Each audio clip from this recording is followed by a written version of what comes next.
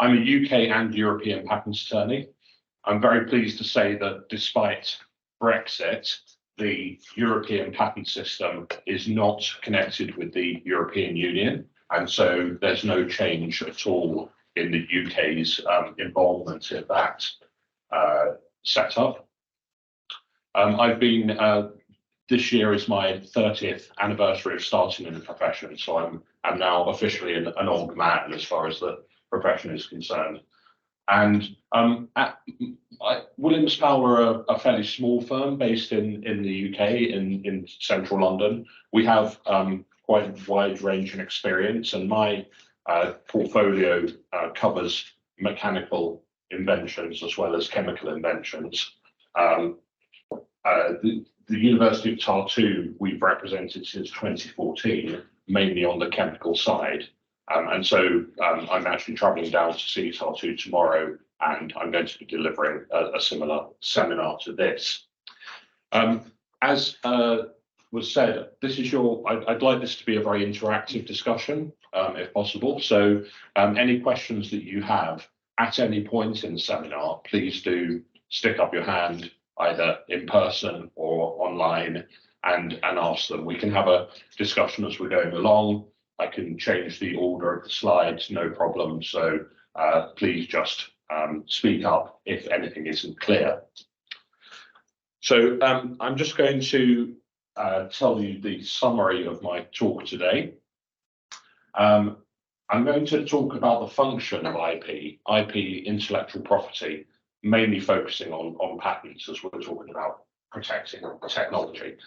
And I know that within Estonia, there's a cultural difficulty perhaps with protecting intellectual property. It's been explained to me that a number of companies are not quite sure whether it's worth protecting their intellectual property or not, because it's obviously can be an expense. So I'm not here today to convince you to spend money on patents. My job is to tell you the strengths of the patent system, the advantages it can bring, but also to talk about the cost. And really, the balancing of the benefits against the cost is a commercial decision. And that's a commercial decision for you to take, whether you are a private company or working in a university or a spin-out.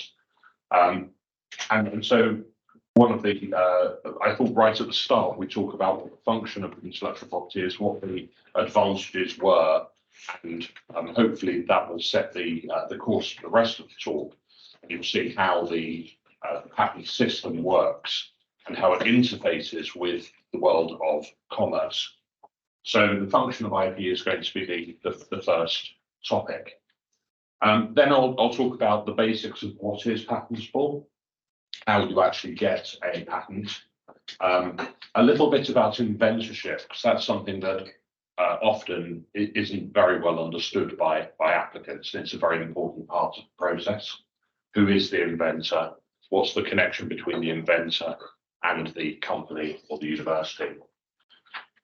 Let's do a little bit then about the patent drafting process, just so that you know, if you do decide to go into the patenting process, what's involved in detail. And we can talk about some examples of the questions that patent attorneys ask of applicants and of inventors, why they ask those questions, so that if you do end up taking part in the process, you have a little bit more of an understanding about why these questions are being asked, what the purpose of the process is. I'll then talk about the timing, because that's very important, both from a legal perspective and in terms of when you can publish the invention and how that interfaces with the patent process. And also, it's quite a long process, and so a little bit about the timing downstream and what that brings. And finally, of course, the issue of costs. The patent process is not free. There's a cost involved, and so I'll outline some average costs for averagely complex cases, just so that you can get an idea of what you're letting yourself in for. Okay, so let's let's pitch straight in. Function of intellectual property. Why bother patenting something?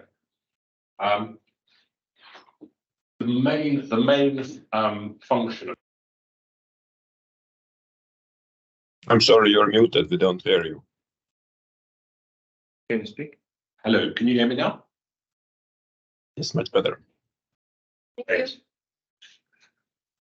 Okay, so for those online, I'm just going to summarize the last slide, just in case you didn't hear what I was saying. We're going to go through the functions of intellectual property, what it gives you in terms of the advantages. What is patentable? How do you get a patent? Inventorship. Who is the inventor and what's the link to the applicants in the application? A little bit about the patent drafting process. Something about timing, particularly in terms of when you launch the patents application and how that interfaces with publishing the invention. And then finally, costs. Good.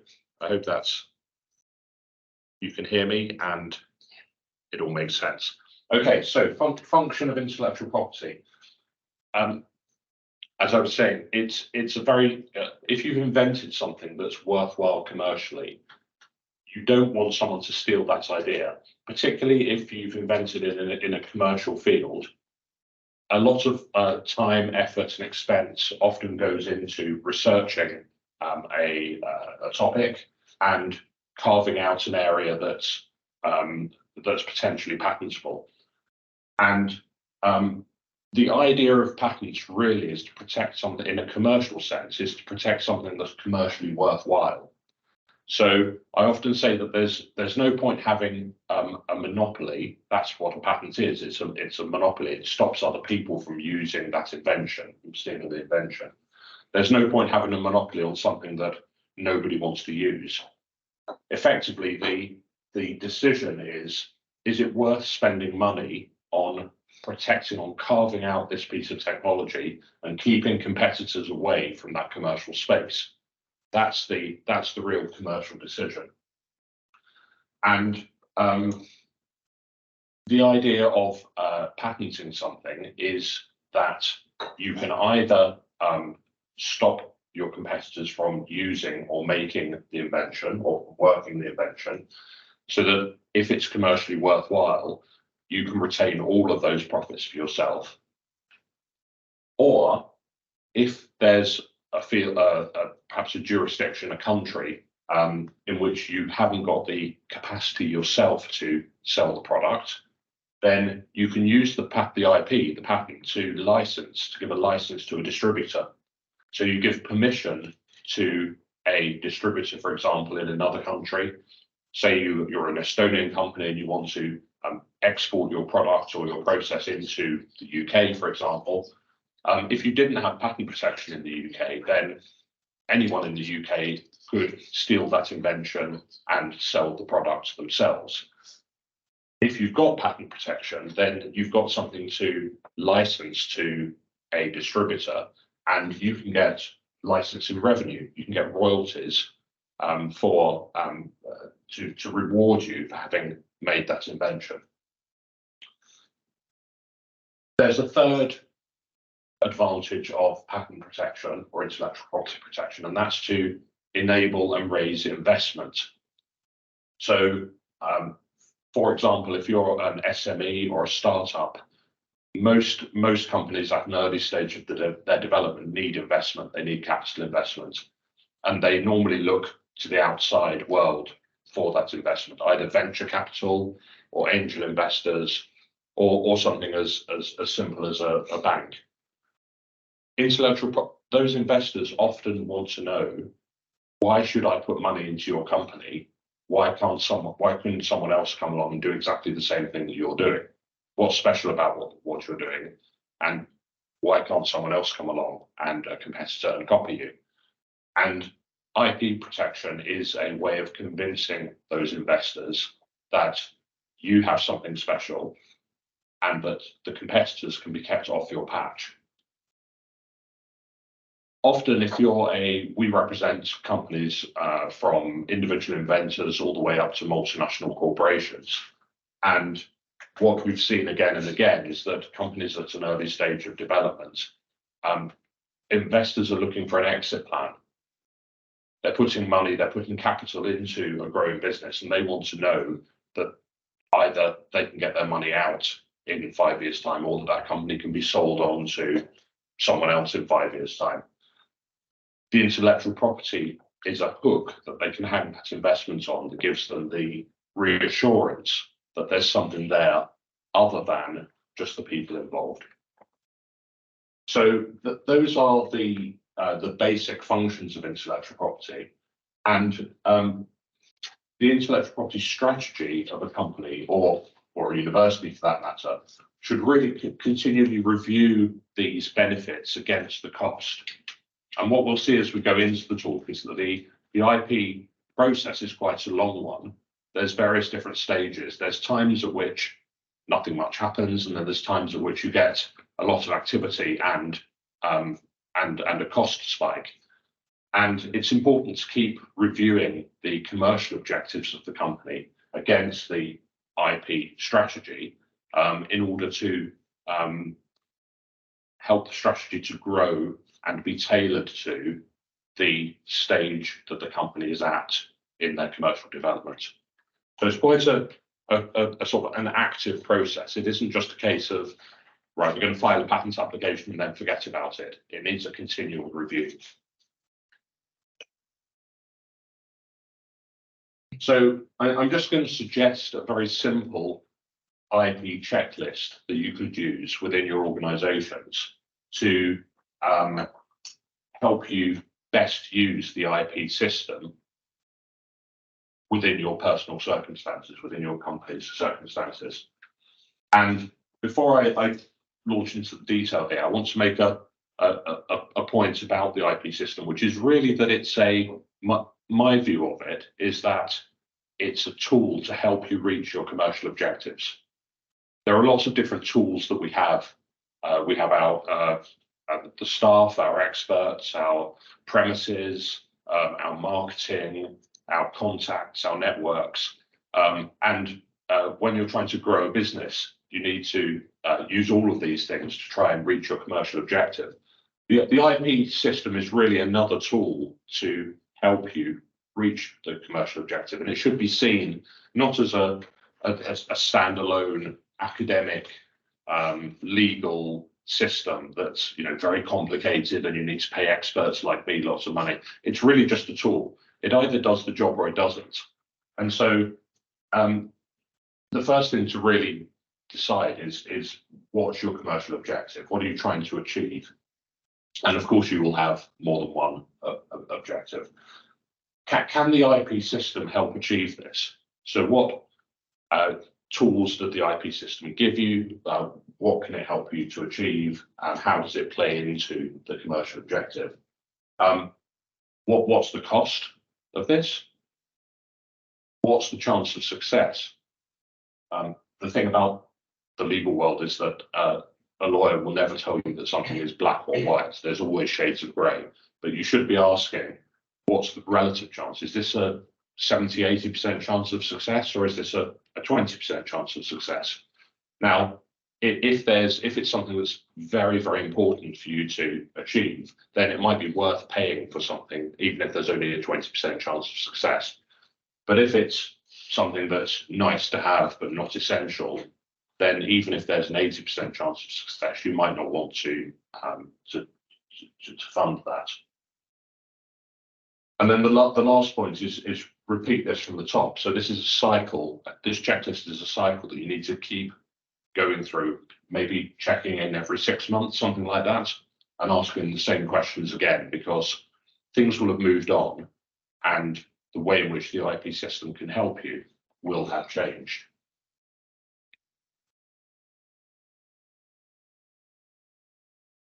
Okay, so that's the function of IP. That's the kind of the big picture, if you like. Now let's kind of dive down into a bit of detail. What are patents and how do we get them? So what's the basics of patent protection? Okay, so the basic idea is that it's a protection for an invention. And by invention, I'm going to define that a little bit later on in the talk. But essentially, it's a technical advance in an industry. It's something that needs to be industrially applicable, and it's a technical advance.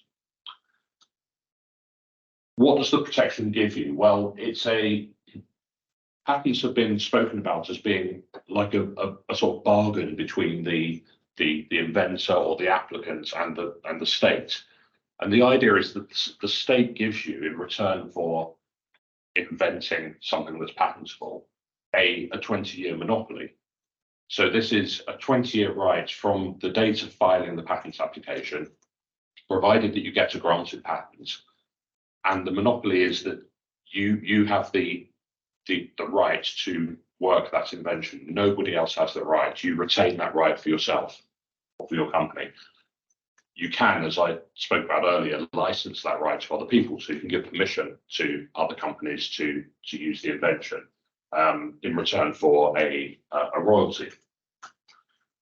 So what do you have to do in order to get this monopoly right? Well, first of all, you have to make a full disclosure of how to work the invention. So you have to give a complete description within the patent application of how to reach the invention, how to create the invention. And it's a bit like you can use the analogy of a recipe for a cake. So you need to write down within the patent application exactly how to make the cake. So that someone, and you don't need to give steps that are obvious to people who know how to make cakes. You just need to give them the basics. So you write down the recipe, so someone come along, they can read the patent application and they can say, okay, now I know how to make this cake. So that's what I mean by full disclosure of how to work the invention.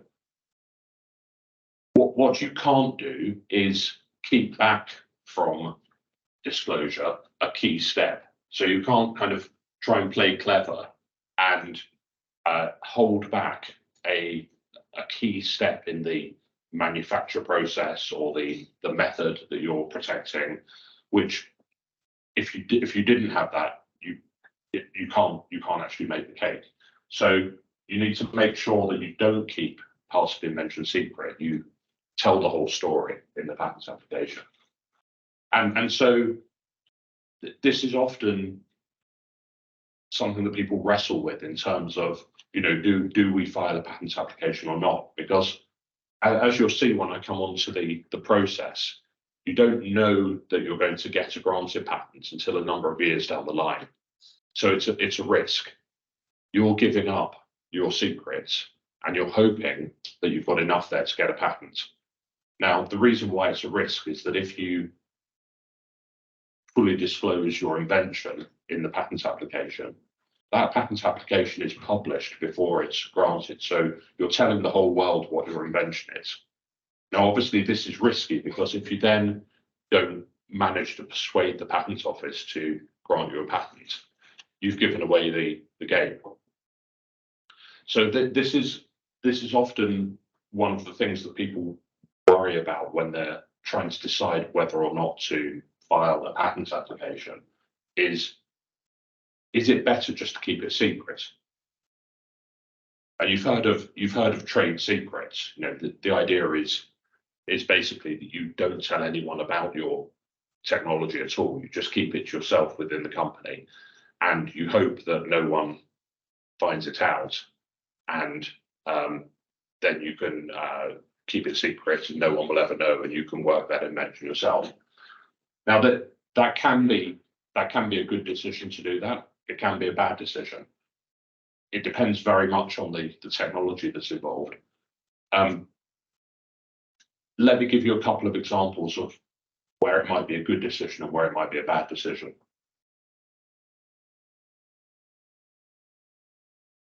So the key really is it possible to keep it secret, or can it be reverse engineered? Because if someone can actually, say you've developed a new polymer, for example, I've got a client that makes expandable foam inserts for sneakers for running shoes. So that's a fairly good example. If they're trying to protect the polymer itself, they're not going to be able to keep that secret, because if that expanded polymer is launched in a running shoe, then an expert in that field can buy that running shoe, can analyze the polymer, and can probably work out what's in the polymer.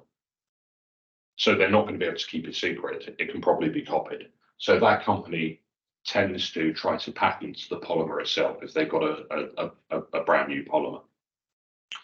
But if they've got a method that they use within their factory, which is perhaps a method of expansion, a method of foaming a polymer, and the result is a foamed polymer that looks the same as lots of other polymers that are out there already, but the way in which they expand it brings certain benefits, or maybe it's cheaper, or they can do it at a lower temperature, so they save money in their process conditions.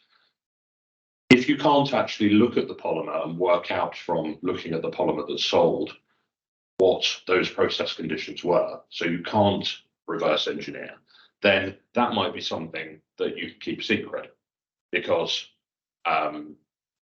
no one can tell from the outside how you've achieved it. You've kept it within the factory. You haven't had to spend money on the patented process. So that might be an example where a trade secret works better. The danger, of course, of a trade secret is that first of all, you need to be absolutely sure that you can keep it secret. So you've got to make sure that all of your employees are bound by confidentiality agreements, so that if they leave your employment to go to work with your competitor, they don't tell your competitor what the secret is. You've also got the disadvantage with the trade secret that it can't be licensed. It can't very easily be licensed. So in order to, if you wanted to, for example, have a different factory in a different country, which uses the same process, you give that information to a distributor, suddenly the information can leak. You need to have very, very tight agreements in order to make sure that competitor, that distributor keeps that process secret. So these are the kind of things that you need to think about when deciding whether to patent something or whether to keep it as a trade secret. Okay, that was quite a lot of detail about the difference between patents and trade secrets, but I thought it was useful to discuss that up front before we start going into the detail of the law, which is what I'll do now.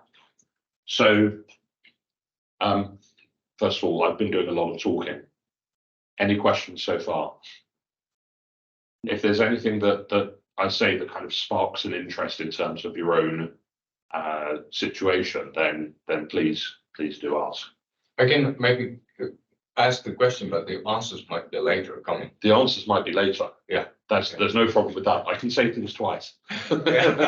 So sometimes we always need to hear things twice in order to understand them. So yeah, for me the question was that if patent attorney can also give some advice about the potential commercial issues of the invention provided for you to, for example, to file a patent or to analyze? Yeah, sure. That's a good question. So how much should patent attorneys get involved in the commercial side? Yeah. And do they have any expertise?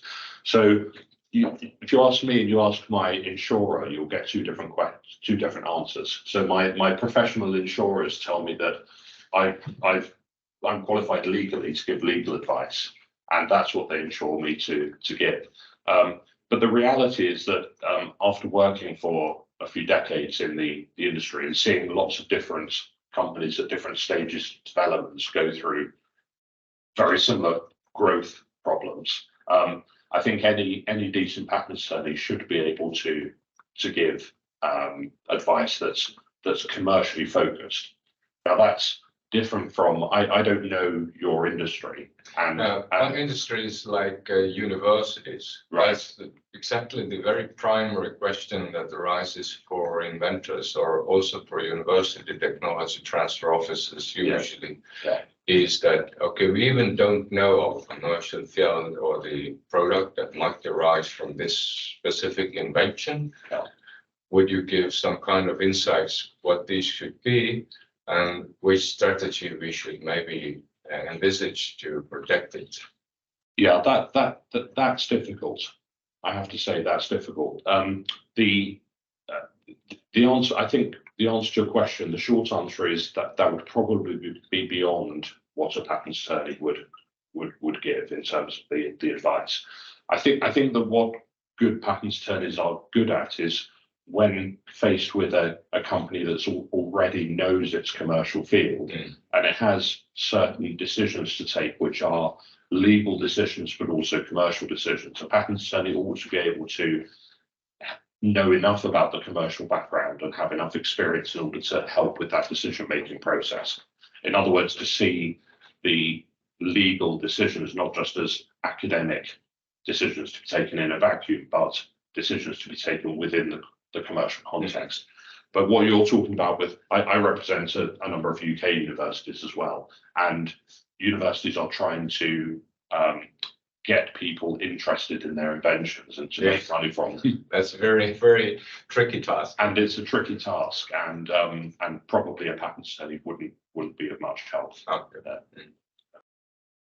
Maybe I have a different type of question. How has Coca-Cola kept their recipe secret, or like their main advantage over the others for over so many years?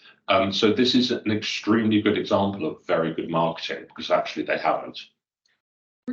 It's an urban myth. Okay. There's a book published in the early 90s that I've read that tells you what the recipe is. Okay. So that it's not possible. Did they ever try to patent it in a way? I don't think they did. No, it's quite tricky to protect recipes, because as we'll go on to when we talk about inventive step, you need to why don't I talk about that in the context of what's patentable, and then that'll be quite a good example. So let's dive in now into what is patentable. What are the boxes you need to tick? What hurdles do you need to overcome in order to get a patent, be awarded a patent? So the headline in bold is that anything which is novel and inventive and not excluded from protection is potentially patentable. Let's talk about, excuse me, what that means. So first of all, novel. Novel just means new, and it means, in the context of patent protection, it means not the same as the prior art. What does the prior art mean? The prior art is just a fancy legal term for everything that's already known when you file the application. So this is all, when you file a patent application, you plant a flag in the ground. And everything in the past that's known anywhere in the world, whether it's published in a paper, a journal, a patent application, talked about in a conference, or even used in the real world, that's what's known as the prior art.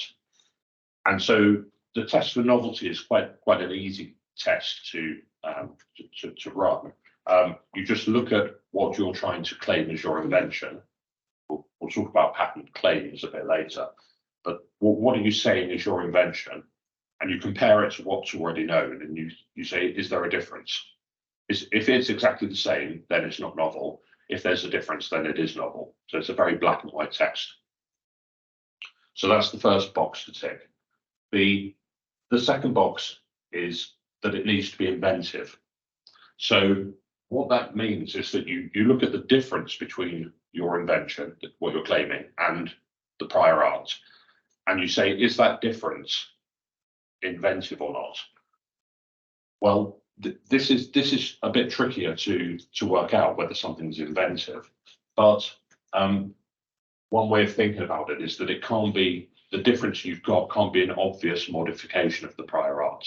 So if you just change something that, you know, makes it maybe the shape of the screen on a laptop, doesn't really matter whether it's exactly what size it is, then if you can't prove that is not an obvious change, then that doesn't give you an inventive step. But what is a non-obvious modification? What kind of things should you be looking out for, which might give you a clue that your difference is inventive and is therefore patentable? Well, often if it's solved a technical problem with the prior art, then that's an example of something that could be patentable, could be considered to be inventive. So anything that improves on the prior art might be patentable. So, for example, in the chemical field, if you can change the reaction conditions or the reagents, or maybe use a catalyst so that you get a faster reaction or a better yield, or the reaction can be carried out at a lower temperature so you can save money, that could be something that could potentially be patentable.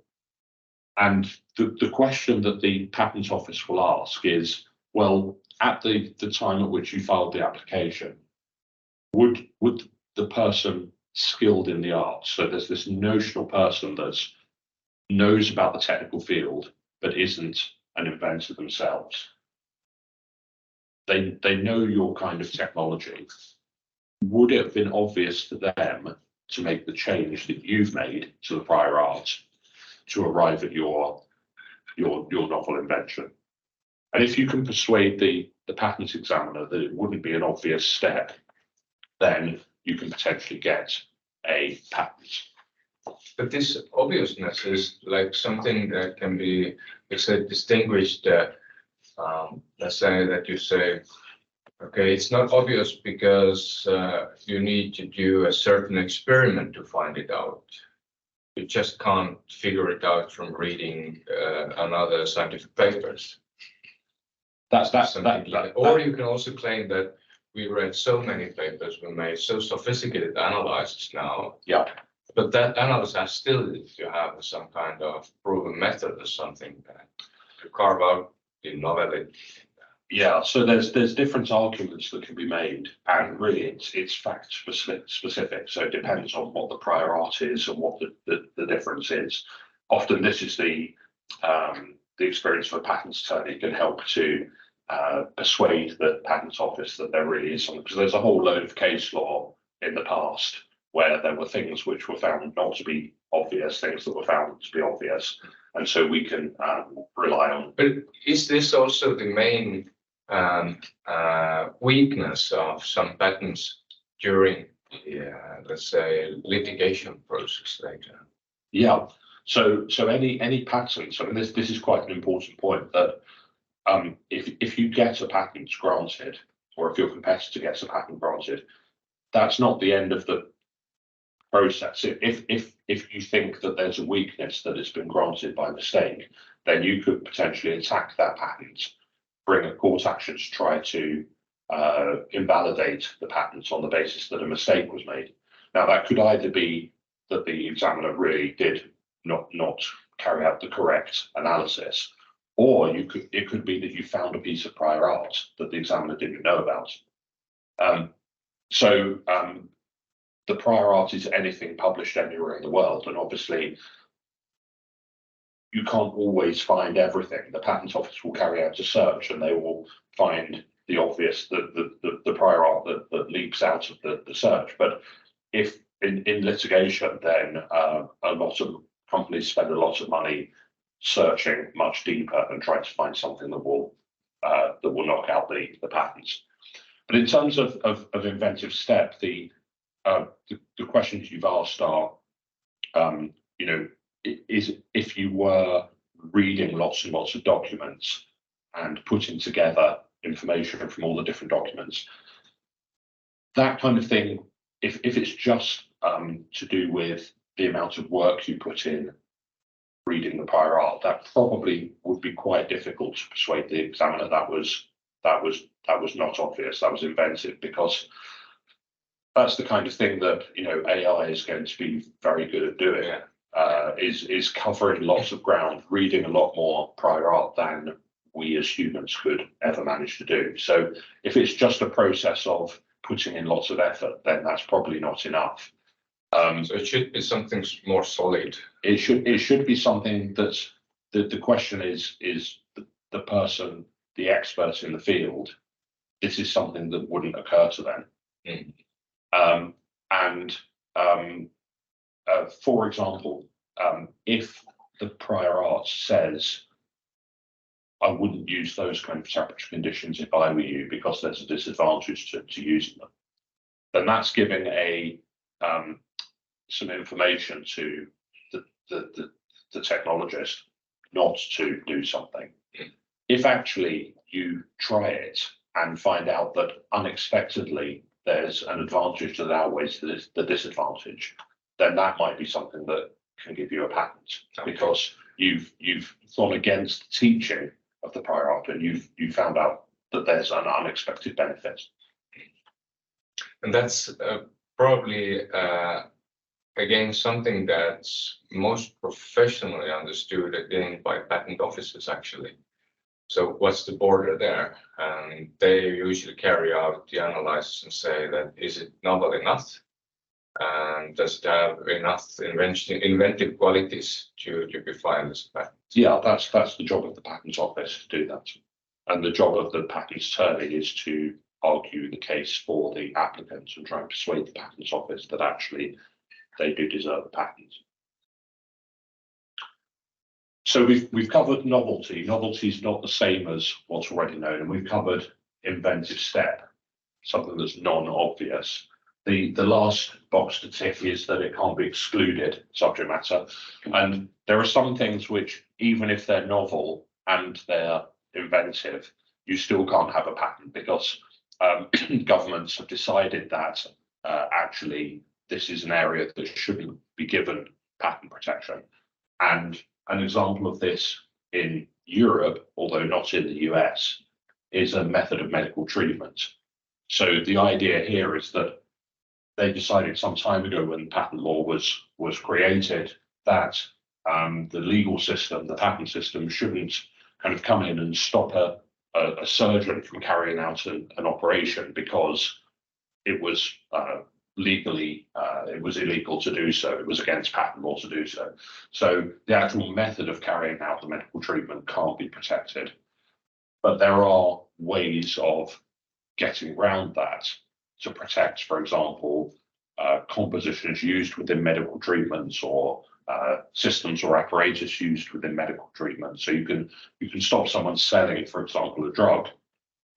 Pharmaceuticals can be protected. What you can't do is to stop someone from using that drug to cure someone.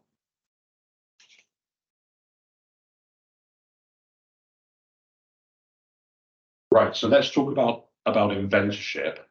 This is something that's, I suppose, another kind of a key element to a central element to the patent system. So inventions, patents protect inventions.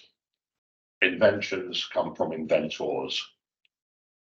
Anything that's patentable, anything has to be an invention, and an invention will always be invented by one or more inventors. And it's a very important part of the patent process that the inventor or inventors, so there could be more than one, must be named correctly on the patent.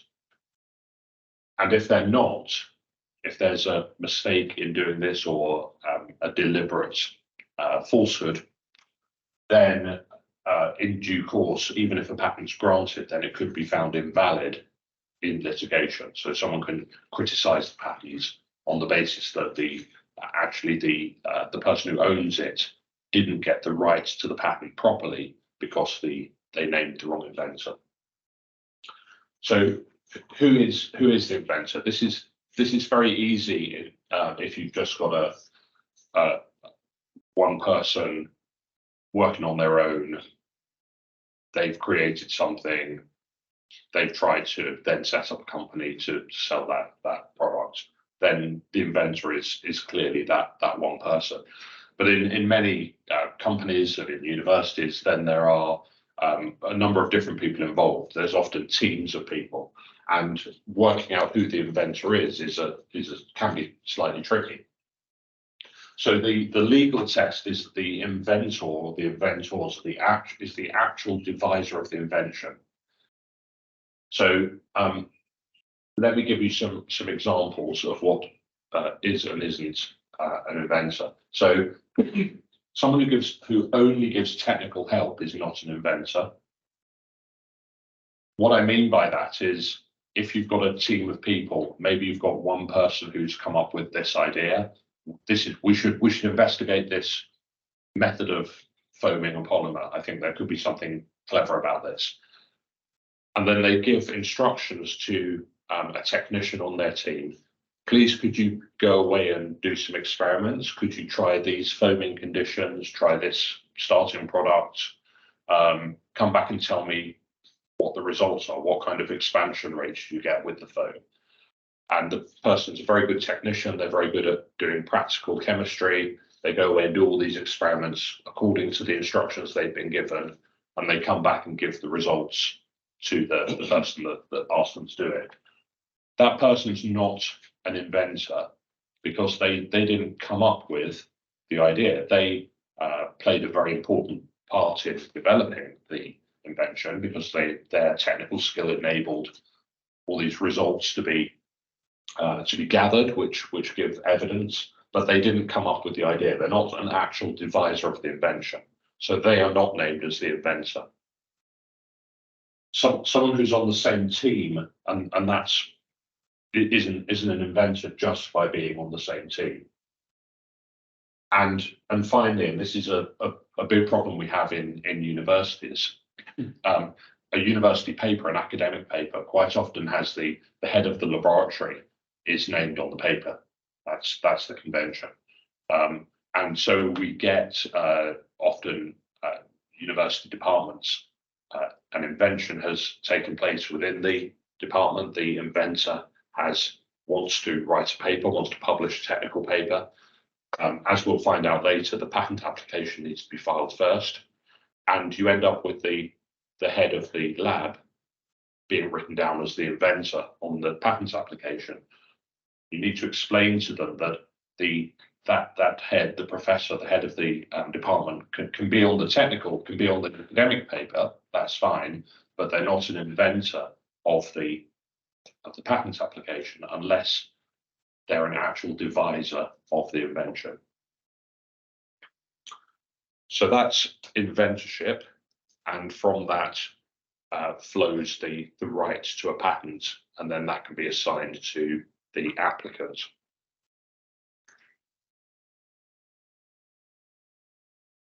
Okay, so you've created something, you've come up with a new idea, and you think it might be patentable. What information do patent attorneys need in order to prepare the application for filing at the Patent Office? Well, what we're going to need to do is to persuade the Patent Office that you have something which is novel. That means not the same as the prior art, and inventive, so not obvious compared to the prior art. So the first thing that we'd like to know is what do you think is the closest prior art? Because if you're working in this field, if you're the experts, you're going to probably know better, certainly better than we do, and probably better than the Patent Office does, what the closest prior art is. And then we'd ask the question, well, what's the problem with the prior art? Why do you think your invention is better? Why is it worth spending money protecting this idea? So what's the problem with the prior art? Because, by which I mean technical problem. Because that starts to provide us with the story, the narrative that we're going to write to try and get you a patent. So the next thing is what did you do that was different to the prior art? So what's different? How did it solve the problem with the prior art? What's really useful is if you can provide us with a written description of what you did.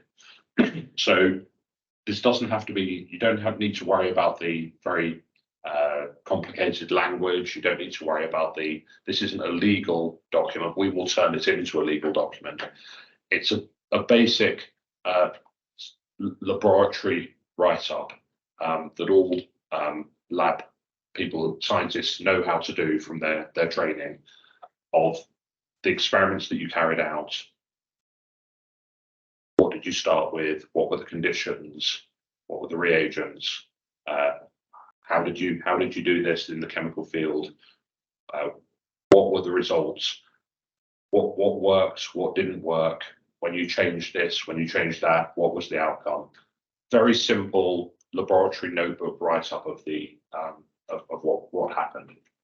And having examples of what didn't work actually is very useful, because that helps us to then define what works, what doesn't work, what are we trying to claim as our invention.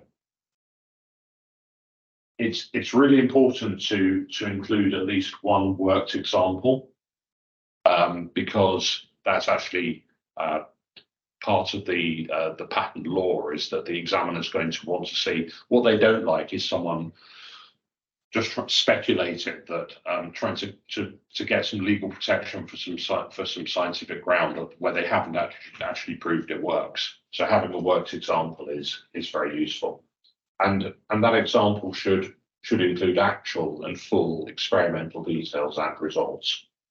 And ideally, we should be looking to show with those results that what you did worked better than the prior art. You know, it solved this technical problem.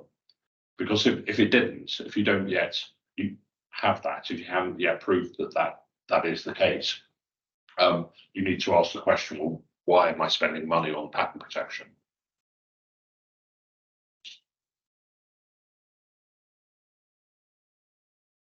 One of the problems in the chemical field is that often you have an idea that you have some good results before you have full knowledge of the area. And so this is one of the this is particularly the case in the field of chemical patents, is trying to decide, because you could keep experimenting forever and getting better and better results, and maybe 5 years later you've got to 90% of perfect, and in the meantime your competitors filed an application 3 years ago and it's 60% of perfect, but they've got ahead of you. So that timing issue with filing applications is a tricky decision to take, and I can talk about that in a bit more detail afterwards if you like.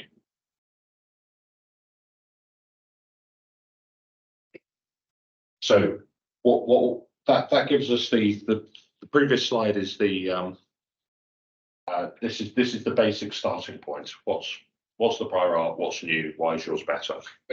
Just to maybe again hop on a bit with this worked example. There of course might be some cases what you are not going to try, or you're unable to try an experimental way, but you maybe can say that it most probably would work also on this or that case. Could you claim that as well? You can. So that's what I'll come on to in a bit more detail later. Part of our job as a patent attorney is to take your certain knowledge of the thing that you've done. So you've got one example that works. Let's hope you have more than one example, but at a minimum, you've got one example that works. It's no good just protecting that, because if someone changes something slightly, then they're outside of what you've claimed, and that's no good. The competitor can. So our job, talking to you and to the scientists, is to try to throw the net a bit wider.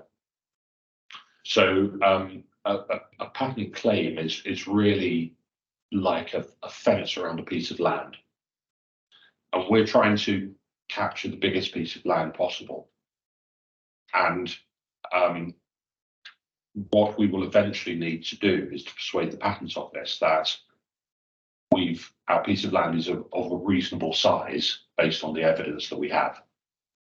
And so but we try and push the envelope of it. We're trying to get the biggest piece of land. The Patent Office is trying to bring in the fence, and that's a negotiation. Okay. And so it is possible to speculate beyond what you've actually done. And and so I've got no problem with doing that at all. And that's a good thing to do. What you don't want to do is to throw in some speculative information that could end up, because that will be published. So, for example, if you've worked out it definitely works for one class of compounds, class A, and you're pretty certain that it works for class B as well, because all of the evidence in the field shows that A and B work very similarly. So most things, if it works for A, it will work for B. So that's a reasonable speculation. But if you go beyond that to C, which is a completely different class of compounds, and you say, we think it works for C as well, and then your patent application gets published, and you find out actually it doesn't work for C unless you change some process conditions. You didn't realize that. 5 years later, you work out the key to making it work for compound C is a very specific process condition that you didn't know about at the start. Well, you've already published that it works for C, and so that becomes prior art against yourself. So you may have shot yourself in the foot by speculating about C too early before you actually knew what the key was. So it always would be better, actually, if some strategic use cases to be selected, then most of use cases that you at least with some single experiment to try out. Yeah, it's a strategic decision, and it will be different for every scenario, and you need to have that conversation and try to work out what the best strategy is. But it won't kill the whole patent. Let's say if later it comes out that, okay, the C didn't work, but A and B still works. Yeah, then it won't kill the whole patent. You can always delete from the patents. Only the C can later be used by someone else. Exactly. You've just lost the chance to potentially cover it. So the first patent, you're not going to get protection for C because you didn't know about the specific process conditions. You can't then protect it after the event because the examiner will say, well, you speculated C, so that's set people in train looking for solutions for C. That then becomes obvious to keep trying until you find the right process conditions. Okay, thank you. So this actually plays into the next slide, really. What we're trying to do is we're trying to get to the heart of what have you invented, why does it work, and what protection do you deserve? So do you know why your experiment worked? Which feature of your invention is the one that made the difference, that made it work over the prior art? And then this is what we were just talking about. Could anything else have worked? Are there alternatives? So you've proved it works for compound class A. Could compound class B have worked? Could compound class C have worked? Are these alternatives? And then we'll ask you for every number, by which I mean, if it's a method, what temperature range, what molecular volume have you got, what's the minimum, maximum. We'll be asking for a range for all of these process conditions, because what we want to do is to try to give the broadest possible protection. So we don't want to, if your experiment works really well at 50 degrees centigrade, we don't want to just protect 50 degrees C, because 49 would work, 51 would work, 0 probably wouldn't work, 100 probably wouldn't work. But start thinking about what the range for that temperature condition would be, because then we can build that into the patent application to try to give the broadest protection.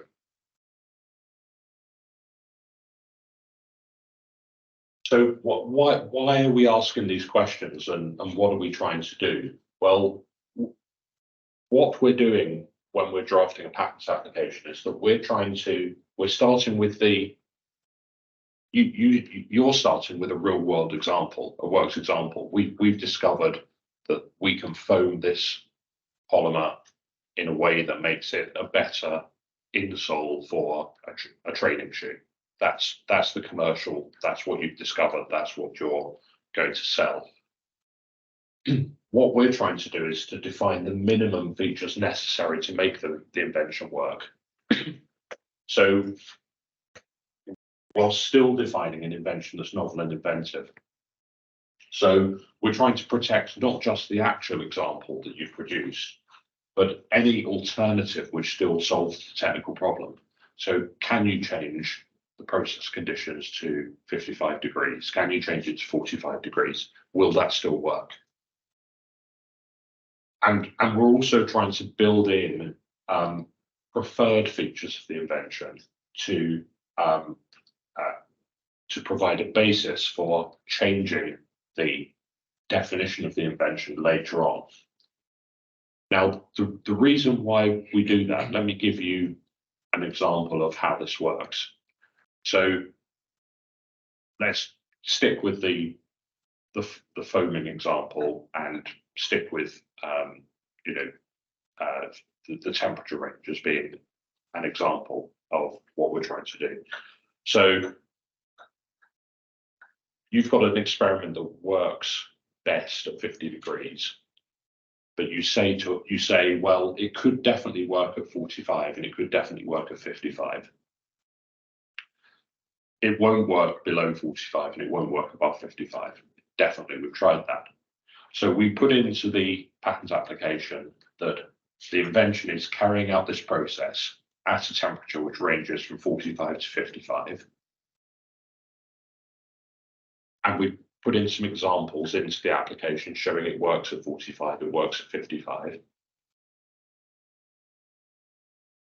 But it works better if you stick to 50, and 47 to 52 is optimum.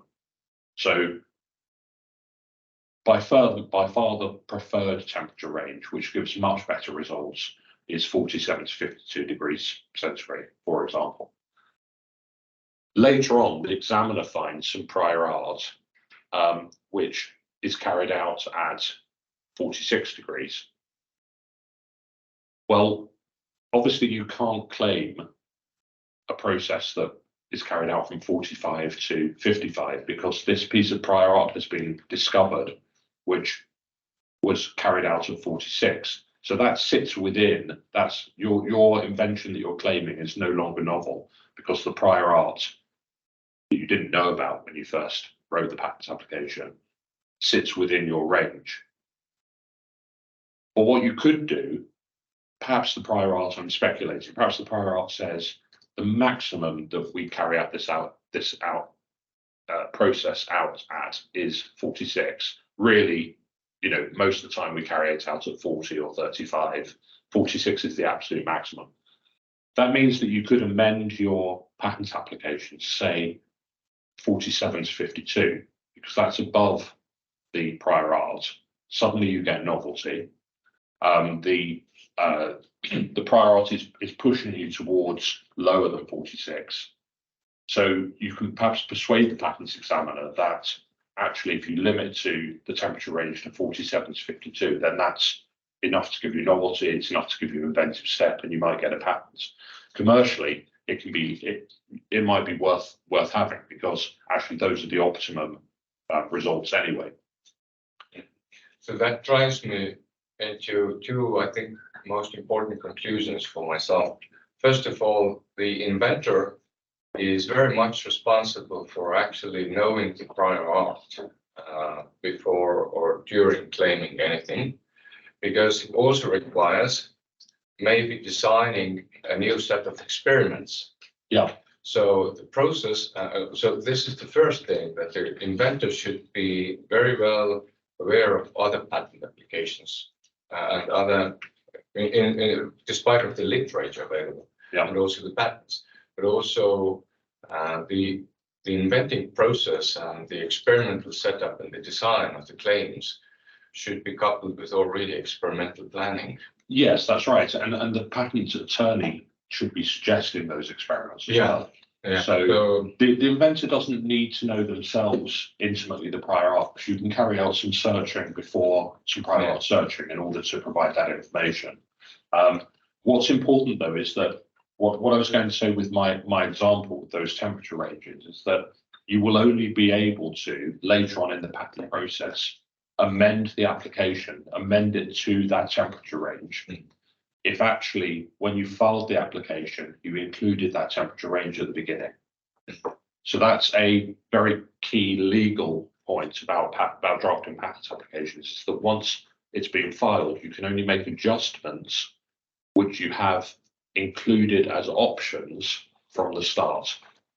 So it's very annoying, but what it means is if you file a patent application and suddenly the examiner comes up with this new prior art, you can't say, oh well, we just want to shift we just want to shift what we're to avoid this prior art. You know, we don't want 46, we want 50 degrees centigrade, or we want 47 to 52. You can only do that if you've built that in at the start. So that's why we're asking all these questions when we're annoying questions for the inventor, because we want to build in these fallback positions. We want to give the option to make amendments later on. Lawyers are essentially pessimistic people. We always think, what could go wrong? This is bound to go wrong at some point. There's bound to be some prior art we don't know about. We want to build in some safety valves into the application, which will enable us to make changes later on.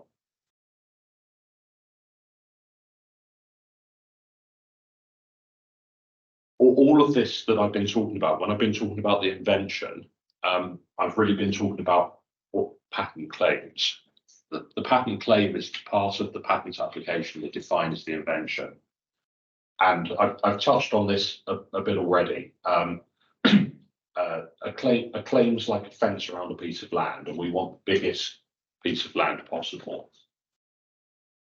It's a definition of the invention. It's the definition of the minimum features that we claim is our invention. But this piece of land can't overlap with what's already known, because if it overlaps with what's already known, it's the same as what's already known, then you haven't got novelty. And it can't overlap with what is obvious compared to what's already known, because then you don't have an inventive step. Now, I'm going to show you a diagram in a moment that illustrates this. It's quite a complicated diagram, but if you're used to kind of analysing Venn diagrams, then hopefully it will be a good illustration of what I'm talking about. So that's patent claim scope. Think of it as being a fence around a piece of land. What the Patent Office is looking for, as well as novelty and inventive step, is that they want evidence that the invention works across the whole of the claim scope. They want some work examples. If you just have one work example sitting in the middle, say the process operating at 50 degrees centigrade that we were talking about earlier, and you've claimed 45 to 55 as being a range, then the examiner might say, well, you've shown it works at 50, but you haven't shown it works at 45, and you haven't shown it works at 55. So why should I give you a patent?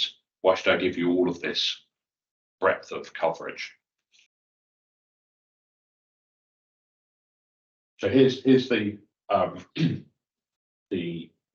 diagram which illustrates this. I've borrowed this from Dr. Lefston's book. This is a Berkeley professor, and it's quite a nice illustration, I think. So let me kind of talk you through it. So this circle here is the prior art Y.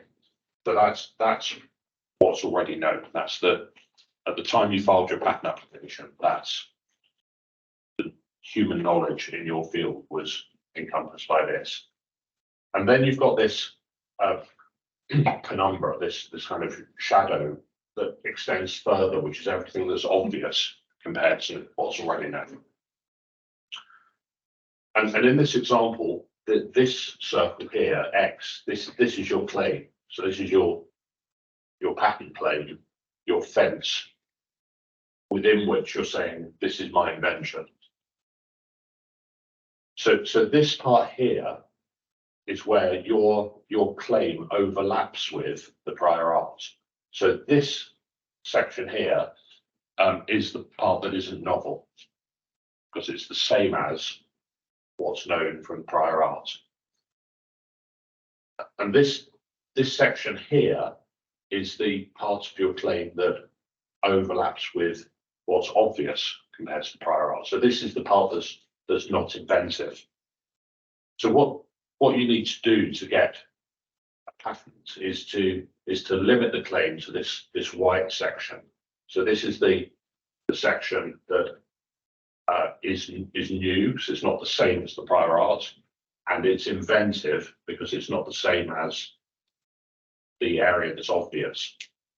But if you haven't built in, if you started off with this definition, this piece of land, and you haven't built in the option of excluding all of this, then you're not going to be able to amend your claim in order to get a patentable invention. So that's quite a sort of abstract way of looking at it, but hopefully it illustrates some of the things I've been talking about. Right, going to have a break for me to have a glass of water. Let me know if you've got any questions about what you've already seen. And then I'm going to go on to talk about timing.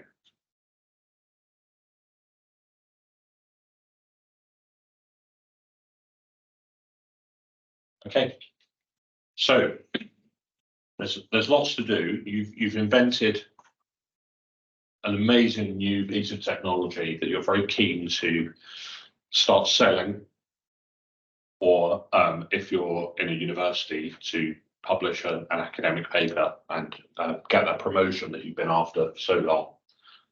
How does the timing of the patent process work with the reality of the real world, the world of commerce or the world of academia? Well, the most important, if you only remember one thing from this seminar, then the thing to remember is that patent applications must be filed before you tell people about the invention. They must be filed before the invention is published, as patent attorneys call it. What does publication mean? It really means disclosing the invention to anyone in any way. So it could be standing up at a conference and telling someone about the invention, or it could be actually carrying out the invention within a laboratory when you've got some people in from outside looking around, some visitors, or it could be publishing an academic paper or publishing a patent application in a different field. Any disclosure of the invention that's outside of a confidentiality agreement counts as telling the world about it, and the world can do what they want with it. So if you tell someone, if you've got a non-disclosure agreement, a confidentiality agreement with someone, so if for example you've got some technical consultants you use and you want them to do some, you've given them some instructions to go and do some experiments in this field, you've got them to sign a confidentiality agreement, say that they'll keep this secret, then that's okay. That doesn't count as a disclosure. But if you haven't got, if the disclosure is not being made in terms where the person to whom you're telling it knows that they've got to keep it secret, then that counts as publication. And what that means is that disclosure of the invention becomes prior art. So do you remember that we talked about planting the flag when you filed the application, and everything before then that's known to the world is prior art, and the patentability of your invention is judged based on, is it different from the prior art? Well, if you've told people about your invention, it's become prior art, You then try and file an application to that invention. You've shot yourself in the foot. It's not it's exactly the same as a disclosure you yourself have made, and so you can't get a valid patent for that invention. There is a slight rider to this, which is that in the US they have a grace period, so that if the inventor themselves makes a disclosure, then they've got a year to file in the US and still get a valid patent. But the US has a patent law that's very different from the rest of the world. So in the rest of the world, you're sunk. So don't rely on it. Okay, so you're desperate to tell the world about this invention, and you come to your patent attorney or your tech transfer office and say, we want to publish this invention. We would suggest at least 4 weeks work to file a strong patent application. I filed a patent application the day that someone, or the day before someone is publishing, with very little notice. And it's doable. You know, we can do it, but you're not going to end up with a good work product. You've seen from what I've said so far that there's a lot of discussion between the patent attorney and the inventor and the head of the laboratory and the tech transfer person and the commercial marketing department to try to think about all of these different options. You know, what's the temperature range? Maybe you should go away and do some more experiments to prove, you know, get some more examples so we can provide evidence. So preparing a good, strong patent application takes time. And at least 4 weeks is a good measure. So talk to your tech transfer office or your commercial arm early, and be prepared to answer questions during this period. So have the inventor available so that when someone like me asks them these annoying questions, they're there to answer them.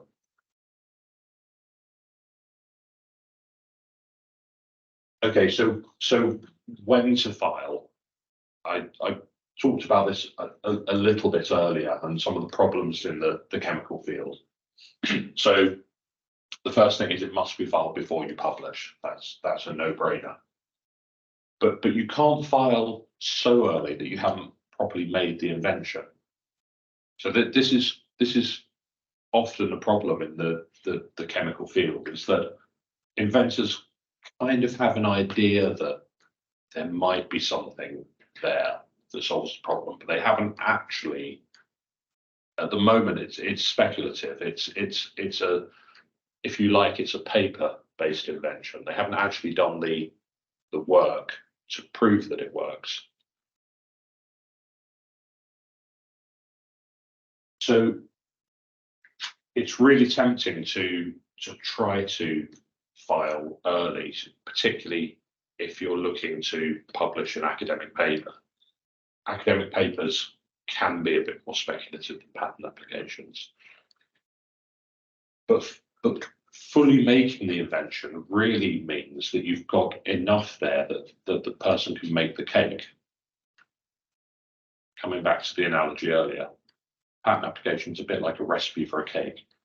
You've got to put enough information into the application so that someone in your field can follow the steps and end up with a cake. Cake being the invention. And really having an example that works is the best way to prove that you've managed to make the cake. So this is the sort of push and pull in terms of this decision. You know, how early do you file? There's pressure to file early so that you're ahead of the game, you're ahead of the competitors, and you can go ahead and tell people about it once you've filed. But if you haven't really done the work that proves that it works, that you can make the cake, then that will be too early.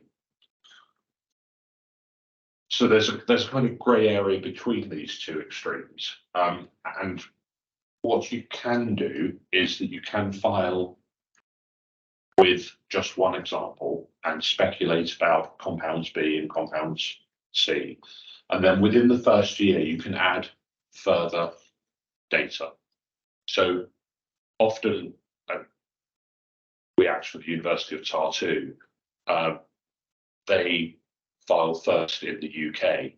Many of our foreign clients file first in the UK.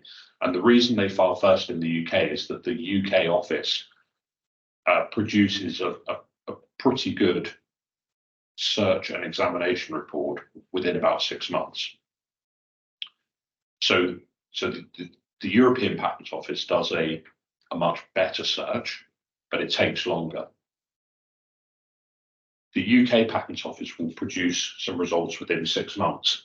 And what this means is that you can file a UK application first, get some preliminary views on this from the UK examiner, and then use those in order to either carry out more experiments or change your patent application to take into account the prior art that the examiner has discovered. Because the patent process, I think I might have a slide later that goes into this in detail, enables you, after you file the first application, to add more information within a year. So you've got a year to make changes, add more information, carry out more experiments, include this new data, and then at the end of the first year, that's it. That's set in stone. After that point, you can't make any changes. So further data can be added during the first year, but not afterwards. And ultimately, the thing about timing is that it's important to come back to that, function of IP that I spoke about right at the beginning. The filing is a commercial decision. Patents are for protecting something of monetary worth, and so that should play into the decision of when to file as well. Yeah. Question. Yeah. If I decide to firstly file this patent in the UK, want in European Union, for example, then the novelty be like it won't be novel. So when you file the application, it's not published straight away. It's only published after 18 months, wherever you file. So you have this period to. You have a period.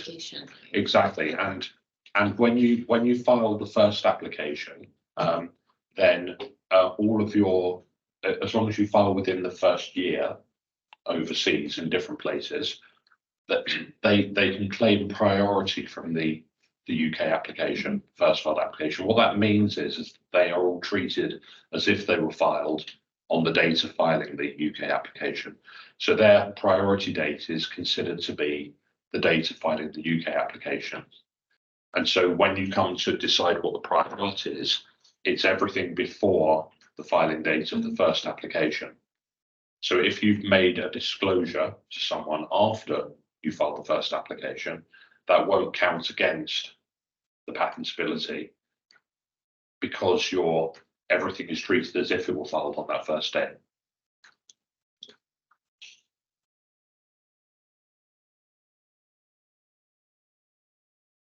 Okay, so you've filed your application on day one. If you filed in the UK, then the UK IPO, the UK Intellectual Property Office, will search and examine the claims, your patent claims, and they've got an internal target of 6 months maximum for producing that report. Sometimes we need to give them a bit of a nudge. I had a case that I filed on that was due to be examined by the 5th of November, and that hasn't come through yet. So I've had to give them a reminder, but I should get it at least by the 5th of December. So you get this report from them. The report will list the prior art that they found. So they carry out a patent search, and they give you their opinion as to whether the claims that you've made are novel and inventive. So at this point, we need your help, because we've made a statement that we think our piece of land, everything within the fence, is novel and inventive, and the examiner has come up with some prior art that they say sits within the fence. Is the examiner correct? So that would be the first question. has the examiner interpreted the prior art correctly? Is it something that do they have a point? If they do have a point, then we need to adjust the claims. We need to pull the fence in. Can we do that? Do we have the backup for that in the application? You remember at this point, in the first 12 months, you can make changes. So you can add in new claims, you can add in new positions for fences. Do we need some additional data? So for example, if we just claimed 50 degrees, or let's say we claimed 45 to 55 degrees and the examiner's come up with something which has 46 degrees. Can we prove that actually avoiding 46 degrees and claiming something above 46 degrees is better?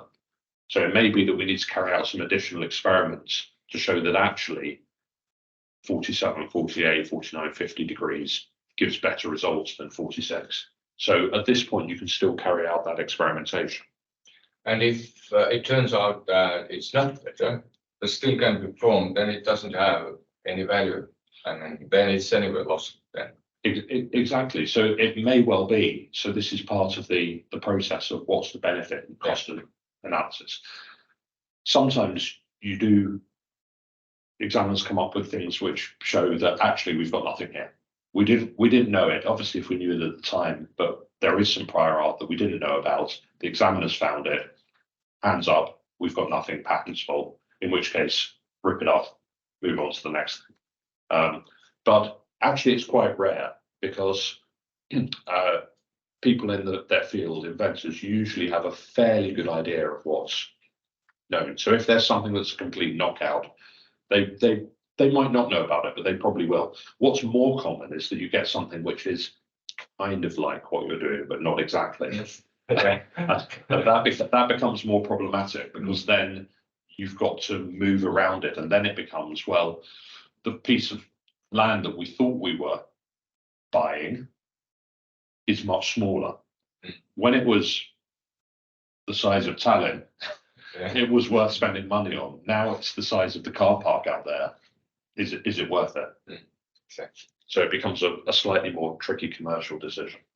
Do you think this risk could be eliminated by having an IP specialist in the company or a lawyer who specializes in IP? Yeah, I mean, people who know what they're doing are always worth having, right? I'd say that it really depends. I guess that's these people need a salary. They can go and work for a law firm and be paid a salary.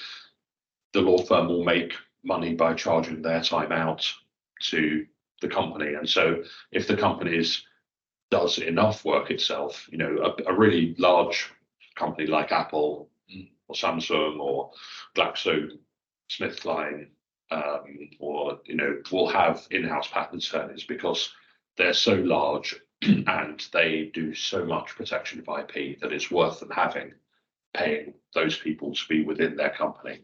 Smaller companies, maybe it's better to outsource by using consultants. It really depends on the volume of. And I can even add that in pharmaceutical industry, especially in US, I've seen this is quite common case that larger company CLOs have actually started from patent offices. Right. Because this is the business field that's entirely relying on patents. Yeah. In case you have money, do you think it's a good practice not to go to attorney when you have a patent, but conduct every month, for example, monthly meetings with a patent attorney just to analyze the whole scope of your IP? I'd say it's a really good idea to have regular meetings. Monthly might be a bit too often. So there are kind of two main reasons for having regular meetings. One is in what we call invention farming. So talking to inventors and saying, what have you been working on? What have you got that's new? is it worth protecting? You can do that within the company, but actually sometimes having a patent attorney in to ask those questions can be quite useful. And it really depends on the volume of innovation that's coming through the company. So definitely having that kind of meeting once a year is worthwhile, but maybe once every 6 months. The other reason to have that meeting, which wouldn't necessarily be with the inventors, but would be with the business people within the company, whether that's a commercial company or whether it's a tech transfer department in the university, is to look at the portfolio and ask the question, does it still do the job that we are asking it to do? So in other words, that IP benefits cost benefit analysis, the strategic decision making, and again, maybe once every 6 months, something like that might be worth doing. But every time you have the company has or the university has a key sort of decision making crux. So, for example, if the university has found a potential new company to license to, then we want to have a meeting then to talk about what terms are they looking for, what have we got to license to them, can we actually make a deal with these people.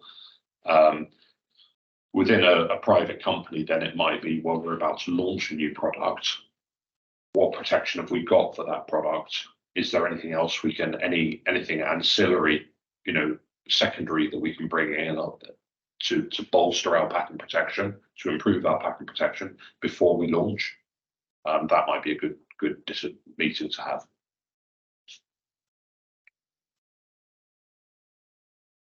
Right, so we've done filing, we've done after filing the first application.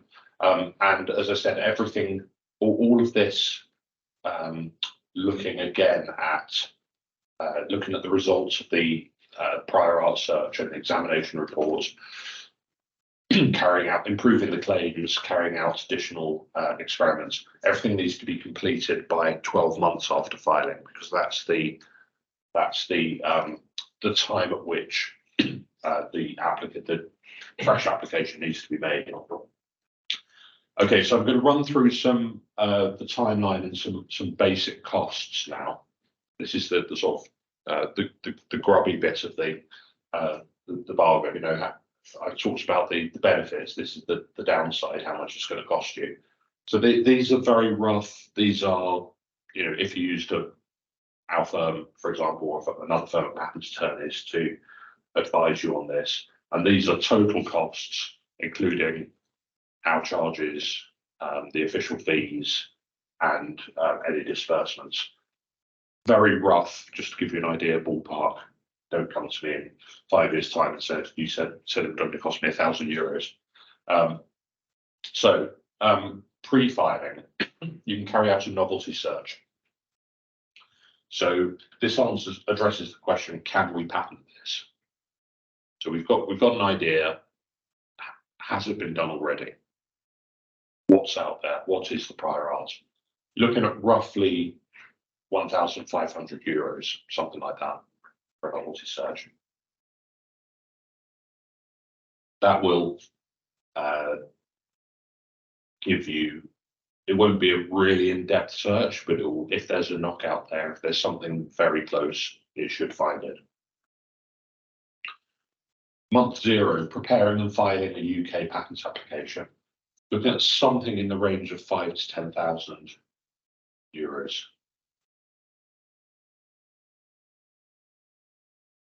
Most of that cost is patent attorney time. The UK Patent Office has fairly low fees, relatively low fees, maybe around €1,000, something like that. Of that is fees. So what we pay the Patent Office to carry out the search, and the rest of it is attorney time. the upper end of that, I hope you've kind of realised from the presentation so far that there can be a lot of back and forth in terms of time spent going back to the inventor and saying, what about this? What about that? Why don't you carry out these other experiments? Some things are simple and fixed. If it's very late in the process of the invention process and there's been lots of experiments done and there's not very much extra to do, then that can keep to a minimum attorney time. So the cost depends on the time The and time. length and all of that, so Yeah. it's not like a fixed price for patent. We can do fixed pricing. Obviously, if you have a fixed price, then we're going to pitch that so that we don't lose money. If it's much quicker, then I'd say what a patent attorney should give you is within this range. Once they've understood the invention and understood what's involved, then we should be able to be a bit more specific about the price. When we're doing very high volume work for big corporations that file lots and lots of applications, then we'll do a fixed price deal. So about 6 months in, you should get the search report from the UK Patent Office, and then there's some analysis. Then it's right. This is what the examiner's found. Is the examiner correct?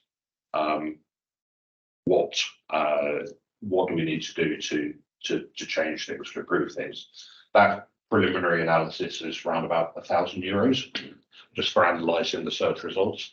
And then I haven't spoken about what this means, but a PCT application is the most common type of application that's filed at the end of the 1 year process. And the PCT system is what you may have heard it called the international patents application. There's a process where you don't need to choose which countries you want to try for. Most countries around the world, you can reserve the right to file them later. You don't need to file translations into Japanese, Chinese. It's a way of deferring the decision and pushing back costs to a later date. So it's the process that most, sometimes, our clients only want UK patents, in which case you don't need to worry about this at all. But for most companies, if it's worth protecting an invention, they want some kind of overseas protection. And the PCT system is what they normally use. So that would be start off at around €5,000. If there's a lot of additional work that needs doing to make the application better, then that would be added on. It might go up to 10,000, but probably not above that. Or you can go, you don't need to go international. If your market is only Europe, then you can go for Europe directly, and that brings the cost down, the basic cost to about €3,500. But what is the PCT area then? Is it just the EU and the US, or? There's something like 150 countries. Okay. The only developed country that's not in the PCT system is Taiwan. So if you, for example, semiconductor clients often want to cover Taiwan because it's a big semiconductor industry, and so that needs to be covered separately. But by far, most countries that you ever want to cover are in the PCT system. And I think I'll talk a little bit about that in more detail later on. Again, it's the cost benefit analysis. So you need to think about what are your potential markets. If actually you're only ever going to export to Europe, then there's no point having the option of covering the US or Taiwan. And you can cut your cloth depending on how you want the suit to fit.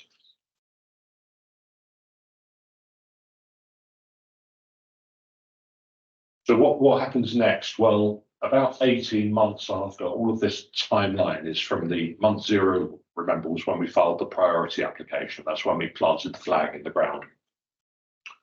So 18 months after the first application, the first filing, your application is published. That's the first thing that happens. And then we'll get another search is carried out. If you do the PCT system, or actually if you go directly to Europe, then they will do another search of what you ended up claiming at month 12. And that's included in the price. But then there'll be some analysis that's needed of the new search results. And that could be maybe €2,000, something like that. It could be a lot less. If they just find exactly the same results as we got the first time around, then there's not very much to do.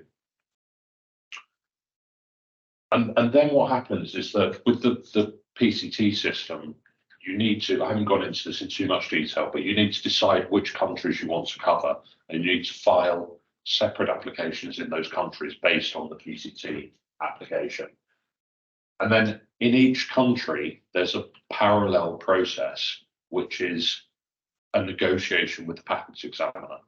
So in every country, they'll start with the PCT application and they'll carry out their own examination. Now, if you've had that examination carried out of the PCT application, then most countries will have examinations that will be very similar. So that's one of the advantages of the PCT system, as well as pushing the larger costs downstream. It also gives you an idea before you've committed those large costs of what you're likely to get in terms of patent protection. But for each country, you've got to go through this examination system with the examiner. So the examiner comes back and says, you can't have this piece of land, it's too big. You then bring the claim scope in a bit, and then they examine it again. And so on average, you might have 2 to 3 examination reports per country at this kind of cost, 1,500 to 3,000 each time, because you're paying attorneys in each country to do that work. You have to pay Japanese attorneys to negotiate with the Japanese Patents Office. You have to pay Chinese patent attorneys to negotiate with the Chinese Patents Office. You can see that it's a fairly expensive process, but it's a process that's dependent on which countries you want to file in. If you're not interested in China, then don't file in China. There's no need to. It won't cost you anything. You're not required to. And so for each country, you need to carry out this cost-benefit analysis, really. It's, do we have an export market to this country? Is it worth paying these kind of fees? Then we hope that at the end of this process, but by the way, these 2 to 3 examination reports, I've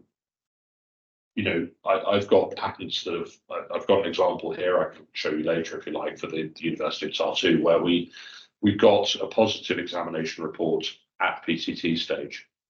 So it was deemed to be patentable very early on.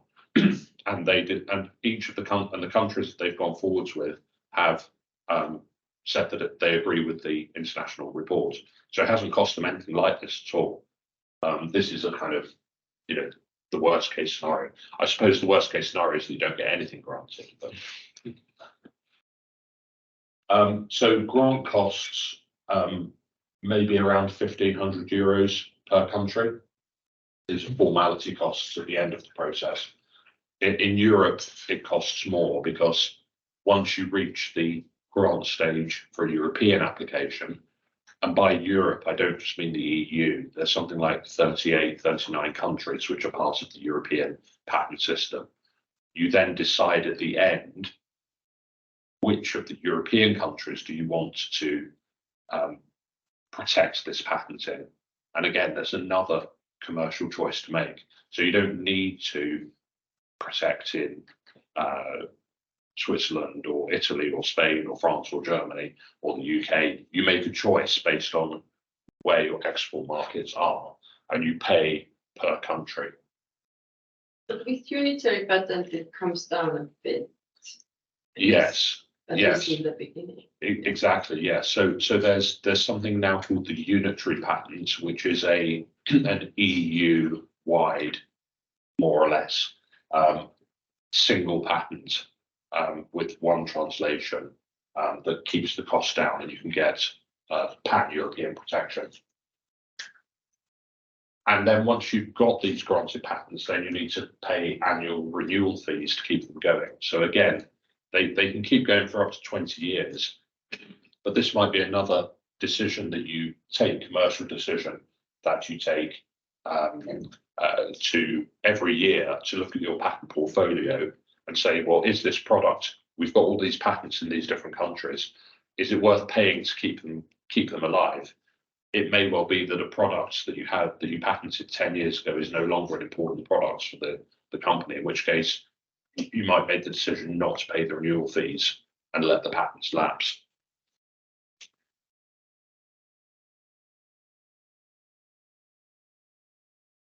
Okay, we're about, I think, 15 minutes off the end of the lecture, so it gives a little bit of time for questions at the end, but I just wanted to, there's been quite a lot of information here, I know, and it's gone into quite a lot of detail, so I hope it's not been pitched at too complex a level.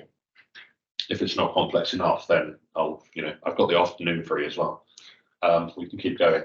But here are the headlines, really, the kind of take home message for determining your patent strategies, your IP strategies. First of all, keep a lookout for technology, for work that improves upon the prior art. That's the basics of patent protection. Anything that's new and is technically advantageous is potentially patentable. Don't publish anything before a patent application is filed. You might make the decision not to file a patent application, and that's often is a completely reasonable decision, in which case you can publish, but make that decision first before you publish. If you're going to go down the patent protection route, then start the patent protection route as early as possible before publication, because drafting a good application takes at least a month. And if you're going to go down that route, then give us the complete picture. We need to know what the closest prior art is, and we need full details of the invention. And think about alternatives which could also work, and that will help us craft the strongest patent application. So that's the end. Hope that was useful. Absolutely, thank you. Any? No, I wasn't fishing for applause, but thank you. I have a question. Yeah. So coming back to the trade secrets and patents. Yeah. It's sometimes very difficult to navigate between these two. Yeah. And what would be your recommendation? Because the drawback is, as patents, as you mentioned, it's patents can be invalid if not all the details are given out. So it actually makes it very easy to somebody to copy your technology. So of course, patent is a legal form of protection, but to enforce it, it's another extra step of legal costs and a lot of headaches and costs. Absolutely. And so I haven't really talked about enforcement. So enforcement is about actually taking legal action against a company that's copying, that's infringing your patent. You're absolutely right. So we do litigation as well. So we act in this area. The important thing to realise about the patent system is that very, very few patents are litigated. It's really, really unusual. And the reason why it's unusual is that it's really expensive for both parties. You're talking, tens or even hundreds of thousands of euros.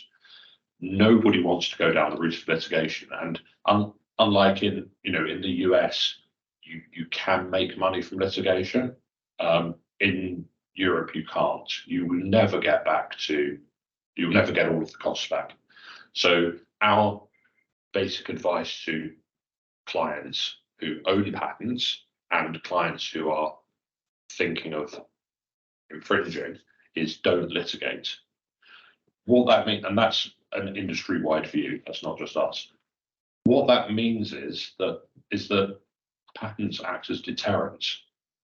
So half of our job is getting patent protection for people who've invented things, and the other half is clients come to us and say, I'm thinking of doing this. Can I? Am I allowed to? What's out there? What patents are out there that will potentially stop me from operating this process? And then you can carry out a search and you can look at what the patents are, look at what their competitors are doing, see what piece of land they've fenced off. And then you give advice.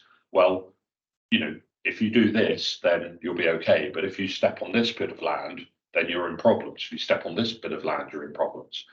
And it's true that sometimes, obviously, this advice is not black and white. You say, well, there's a 70% chance that you'll infringe. So there are people that say, you know, I'm going to take that chance and I'm going to infringe the patent, or, you know, do what the patent covers. And then it might need to go to court. But most of the time, think about it. If you're a competitor, if you're a company and you're thinking of going down a route, and your patent attorney says, if you do this, you're likely to infringe. However, if you do something slightly different, we think you're pretty much safe. Then most companies take the safe route because they don't want to. If they're being told there is a high legal risk of doing this, that they're not going to go there.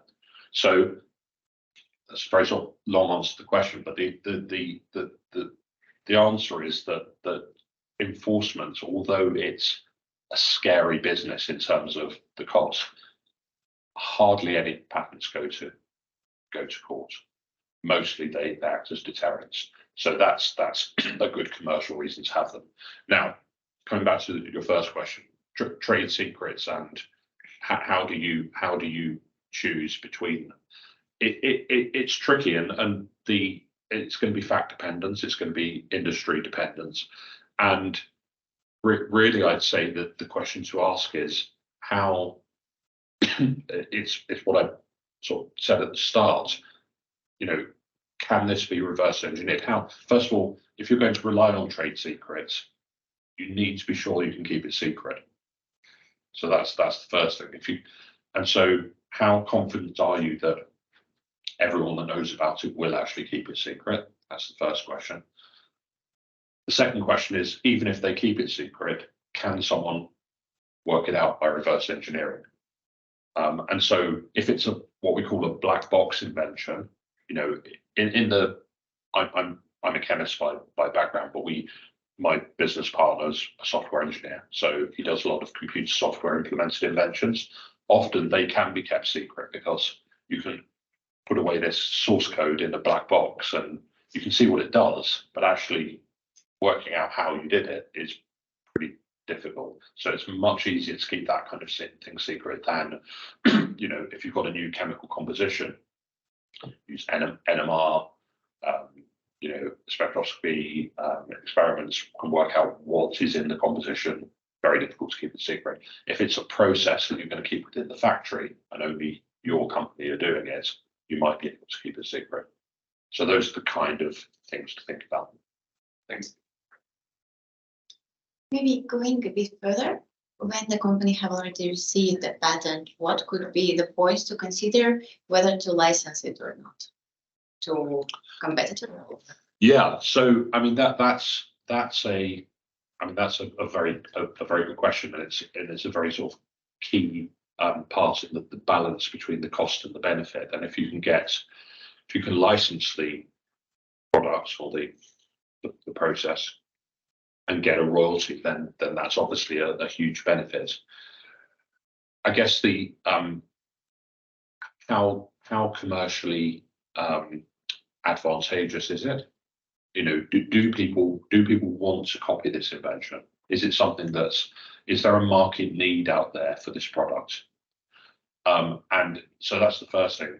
Is there money to be made? Is it better than the competition such that people will buy this, are more likely to buy this product than they are the competing product because of the technical advantages. And then the question is, if there is this market need out there for the product, if there is money to be made, can you as the patent owner meet the market need? Do you have the capacity to produce enough of these products to satisfy the market? If you don't, then it's a key, it's kind of obvious step is to say, well, can we actually license this to someone who can, who's got a bigger factory, who can produce more of these products than we can, and then they can do the production, and they can pay us a 10% royalty, like that. So it's to do with how commercially advantageous is it? What's the market need? Can we meet the market need?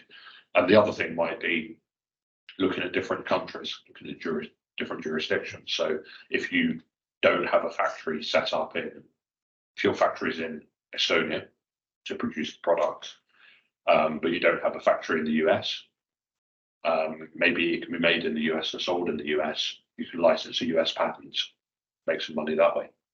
Maybe it's also the question of how to conduct and how to order, maybe such kind of thing like freedom to operate study. I mean, when industry is drafting a business plan or some vision to enter the market in some specific geographical location on some specific process or product, then it might be very well that the Estonian industries don't have chief scientific officers every day reading prior art, what's done in the world, and they will just clash into the market that's heavily protected, or they are already devising some kind of research their own and on the field that's actually already done, or which cannot be used because some other patent is already protecting some kind of means. Yeah, there's the freedom to operate we haven't really talked about, but that's to do with, is there patent protection in a jurisdiction that means you can't go into that jurisdiction. And how much does this freedom to operate study cost on average? It's pretty expensive because, so first of all, you need to ask the question, which country are you talking about? Because whereas, if something is published in the UK, then it stops you from getting patent protection over the whole of the world. Maybe some countries like the US will have slightly different laws. Whereas a publication in the UK will be prior art globally, but a patent in the UK only stops people using the invention in the UK. So patents are jurisdictional. So if you want to stop someone using in the US, you have to have a US patent. In China, a Chinese patent. So the question of, do I have freedom to operate? The first question to ask is, which country are you worried about? Because if you're only interested in the UK, you only need to look at UK patents. Mostly people want to know about Europe and the US, and you're probably and it's a multi-stage process, freedom to operate. So the first stage you'd be looking at maybe 10,000 euros, something like that, to carry out a search. And that is quite throughout research. Yeah, that would give you a short list of the kind of protection that's out there and what patents, applications and patents you need to be wary of. But then you need to dive a bit deeper, perhaps, because if you're really, I've done some very extensive searching for companies going through investment rounds where their investors want to know that it's really safe. And then you start looking into the detail of the patents that cover that area.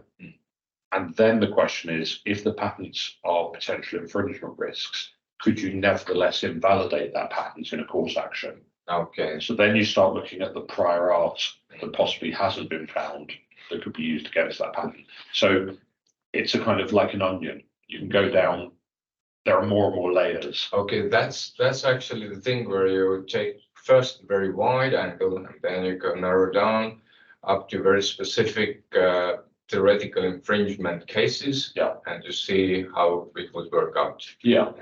And remember that infringement is a question also of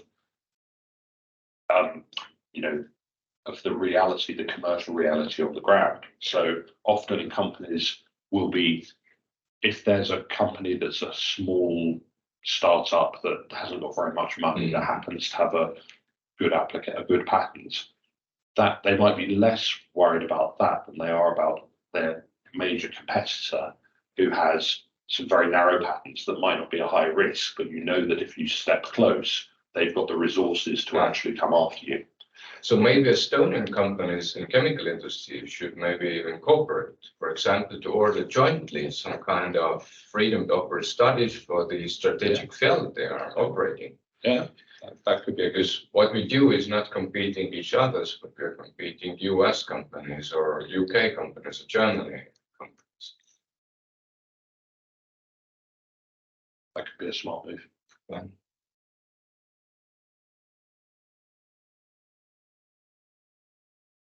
Hey, Okay, then maybe this will be the last chance to ask a question. Could we have slides that are very useful? Of course, yes, you could ask Lisa. Provide them. So thank you for attending this event. If you have any questions regarding UK or European patent, please feel free to approach here. If you have any questions regarding patenting in Estonia or abroad, or including patenting strategy in your business plan, then please approach Estonian Business Innovation Agency or me personally. And thank you one more time for your attention, and have a nice day.